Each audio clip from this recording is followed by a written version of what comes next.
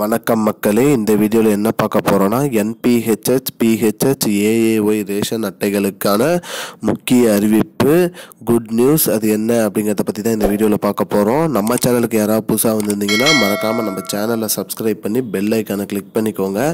இந்த வீடியோவுக்கு ஒரே ஒரு லைக்கை மட்டும் கொடுத்துருங்க. வாங்க வீடியோக்குள்ளே போகலாம். அதாவது பொதுவாக ரேஷன் கடைகளில் நம்ம பொருட்கள் வாங்கிட்டு வரோம். அந்த பொருட்கள் வாங்குறதுல ஒரு சில ரேஷன் கடைகளில் எல்லா பொருளையும் ஒரே நாள், ஒரு சில ரேஷன் கடையில் ஒரு பொருளுக்கு ஒரு நாள் வர சொல்லுவாங்க. உதாரணத்துக்காக அரிசிக்கு ஒரு நாள் வாங்க, சக்கரை பருப்பு எண்ணெய் ஒரு நாள் போடுறவாங்க, மண்ணெண்ணெய் வாங்குறதுக்கு ஒரு நாள் வாங்க, அந்த மாதிரி சொல்லுவாங்க. இதற்கு கூட்டுறவுத்துறை மற்றும் உணவுத்துறை அதிரடியான நடவடிக்கை ஒன்று எடுத்திருக்காங்க. மக்களை அலைய விடக்கூடாது ஒரு பொருட்களுக்குன்னு சொல்லி. அதனால ஒரே தவணையில் அனைத்து பொருட்களும் கொடுக்கணும் அப்படிங்கிற மாதிரி சொல்லியிருக்காங்க. பொதுவாக அரிசி, பருப்பு, எண்ணெய் ஆகிய பொருட்கள் அனைத்தையும் ஒரே தவணையில் கொடுத்துடணும்.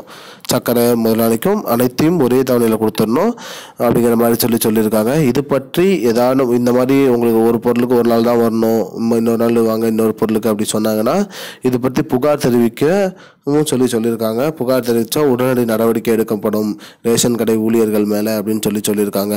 பொதுமக்கள் அனைவரும் ஒரே தடவை அனைத்து பொருட்களையும் வாங்கிட்டு போகணும். ஏன்னா வெய்ய காலம் வரப்போது, சம்மர் வரதுனால அனைவரும் ஒரே தவணையில் அனைத்து பொருட்களும் வாங்கிக்கணும் அப்படிங்கிற மாதிரி சொல்லியிருக்காங்க. மக்களே, இதுதான் மக்களே, இதற்கான புகார் என்ன ஒன்று கொடுத்துருக்காங்க. அது என்னன்னு பார்த்தீங்கன்னா 1800-425-5901 இந்த இலவச எண்ணுக்கு அழைச்சி உங்களோட புகார் ஏதேனும் இருந்தால் தெரிவிக்கலாம்னு சொல்லியிருக்காங்க. மக்களே, இதுதான் இப்போதைக்கு முக்கியமான பயனுள்ள தகவல். இது போன்ற பயனுள்ள தகவலை தெரிஞ்சுக்கொள்ள நம்முடைய சேனலை மறக்காம சப்ஸ்கிரைப் பண்ணுங்க. இந்த வீடியோவை அனைவருக்கும் ஷேர் பண்ணுங்க. நன்றி. I don't understand your jokes, man. Because it's not a joke. முன்ன பின்ன தெரியாத ஒரு பையனுக்காக சப்ஸ்கிரைப் விடுற அந்த மனசு இருக்க, அதான் கடவுள்.